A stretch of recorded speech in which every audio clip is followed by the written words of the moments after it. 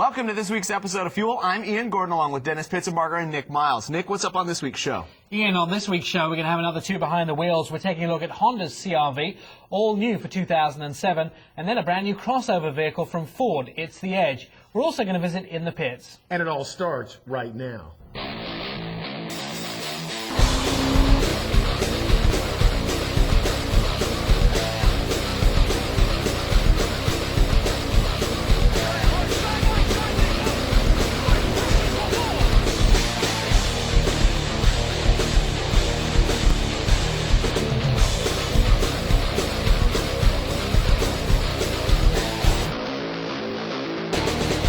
Welcome back to the Fuel Show. Still to come, we're going to have fuel news, our second behind the wheel, the Ford Edge, and then we're going to be in the pits. But of course, we start off the show every week with our first behind the wheel. This week, it's the all-new Honda CRV. Now, this vehicle is brand new for 2007. It's built on the Civic platform, but interestingly enough, it's actually shorter than any of the Civics, including the coupe.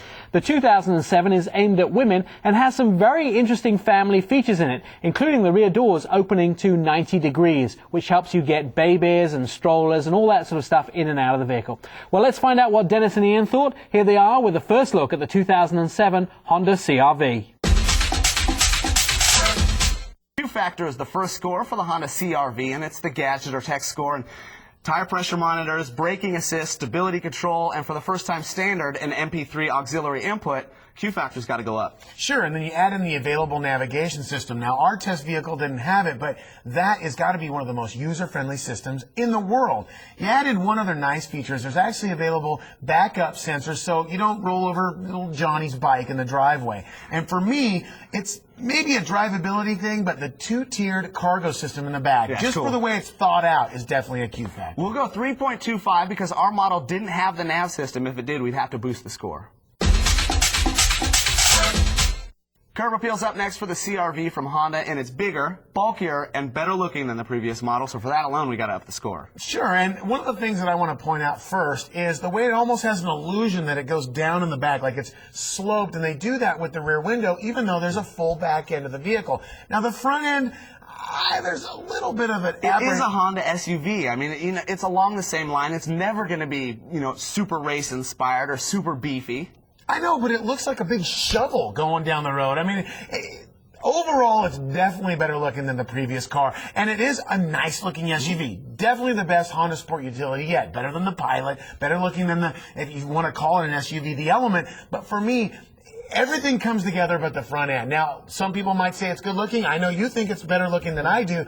But for me, it's just the one place that I could have used an eraser and redrawn something. Well, let's go higher than average, 3.5 for Curb Appeal.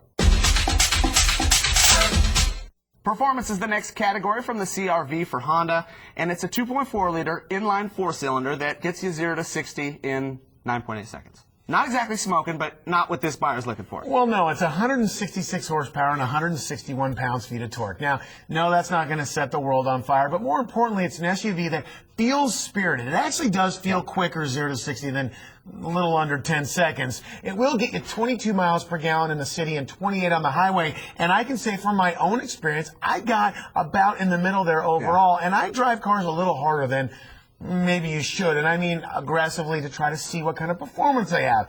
Now, when it comes to the overall drive, the braking and the handling, it feels very secure. It feels as if the center of gravity in this little CRV is lower than it really is, even though it does have enough ground clearance to get over the flower beds or something else like that. But overall performance, adequate, but not really race performance. Yeah, it is that kind of feel, that stability that gives the vehicle a great overall feel. For that, we'll give it 3.5 in performance.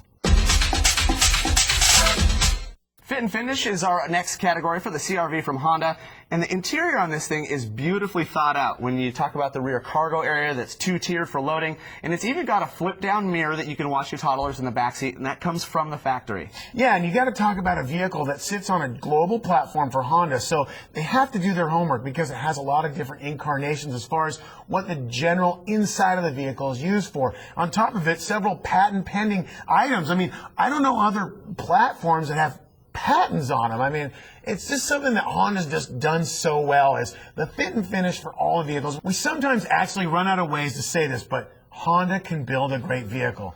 I don't know how else to say it but that. Yeah, a great feature in this thing is that it's built on the same platform as the Civic, and it's still 3 inches shorter than the Coupe, but you don't feel that when you're in it or outside of it. We'll go 4.25 in fit and finish for the CRV from Honda. Finally, drivability for the CRV from Honda. And I think that one thing that plagued the previous incarnation of this vehicle was road noise. It was often a complaint. They've done away with that. They've built a family-friendly cabin for it, and it's completely well thought out inside and out.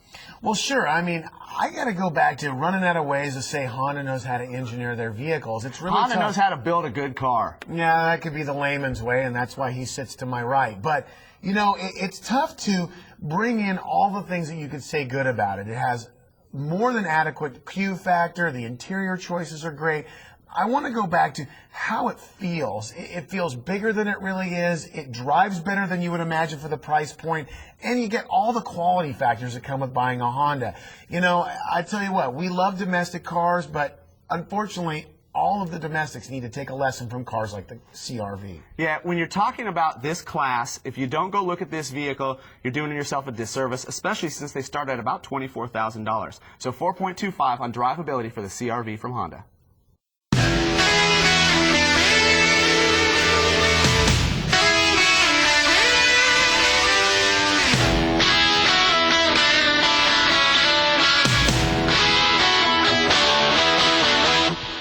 Let's see how Dennis and Ian scored the 2007 Honda CRV. In Q Factor, the gadget or tech score, they gave it a 3.25. In curb appeal, it got a 3.5.